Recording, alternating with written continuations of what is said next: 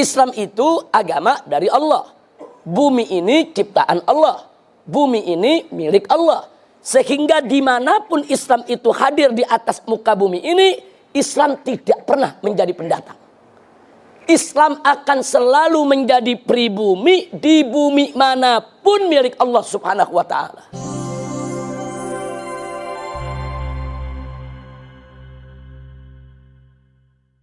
Jadi nggak betul kalau dikatakan Islam itu agama Arab. Enggak, Islam itu agama langit, diturunkan oleh Allah.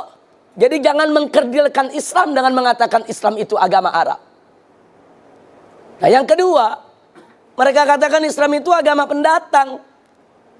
Tunggu dulu kalau kita mau bicara soal pendatang. Islam itu agama dari Allah. Bumi ini ciptaan Allah. Bumi ini milik Allah. Sehingga dimanapun Islam itu hadir di atas muka bumi ini, Islam tidak pernah menjadi pendatang. Islam akan selalu menjadi pribumi di bumi manapun milik Allah Subhanahu wa ta'ala. Jadi jangan mereka sombong dengan mengatakan Islam itu pendatang. Tidak. Orang Arab di Indonesia pendatang. Orang Cina di Indonesia pendatang. Tapi Islam bukan pendatang, saudara.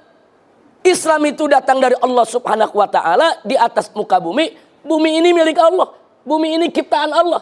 Dengan hak apa ada manusia yang begitu sombong mengatakan agama yang datang dari Allah dikatakan sebagai pendatang? Enggak begitu, saudara. Nah, jadi ini berbahaya sekali. Ingin mengecilkan peran Islam, ingin mengecilkan nilai Islam. Dia ingin bermain kata-kata. Nah, kemudian selanjutnya dia katakan karena Islam ini pendatang dari Arab, maka Islam itu harus dipribumisasi. Islam itu harus diindonesiakan. Islam itu harus dinusantarakan. Ini kalimat sangat berbahaya. Loh, kenapa saya katakan berbahaya? Karena dulu Nabi pada saat diutus oleh Allah Subhanahu wa ta'ala pertama kali ke tengah bangsa Arab, bukan untuk mengarabkan Islam, tapi untuk mengislamkan Arab. Jadi jangan dibulak-balik. Nabi nggak pernah mengarabkan Islam, ya ikhwan. Nabi itu dulu tugasnya mengislamkan bangsa Arab dan seluruh suku bangsa di dunia.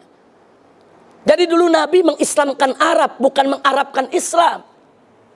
Nah, jadi kelompok mereka ini yang menyebut dirinya sebagai Islam Nusantara memutarbalikkan persoalan, dan ini sangat berbahaya. Baik, sekarang mari kita lihat. Kalau nanti Islam di Indonesia harus di-Indonesiakan, maka konsekuensinya Islam di Afrika harus di-Afrikakan. Islam di Eropa harus di-Eropakan. Islam di Amerika harus di-Amerikakan. Islam di Cina harus dikinakan. Islam di India harus di-Indiakan. Naif betul. Kok bisa begitu rendah sekali Islam? Ingin diubah-ubah, disesuaikan dengan suku bangsa? Tidak.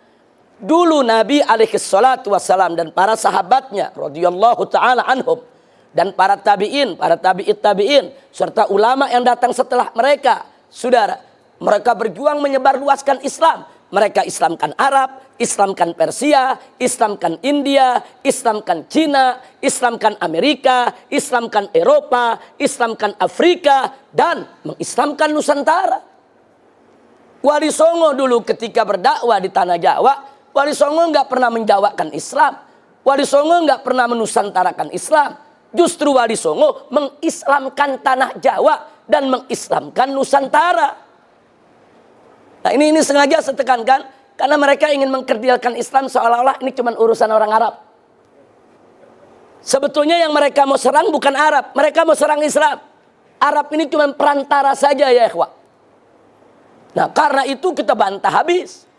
Gak bisa mereka gunakan istilah sedemikian rupa. Nah kalau istilah ini dibiarkan berbahaya. Nah pada kenyataannya memang akhirnya mereka kembangkan.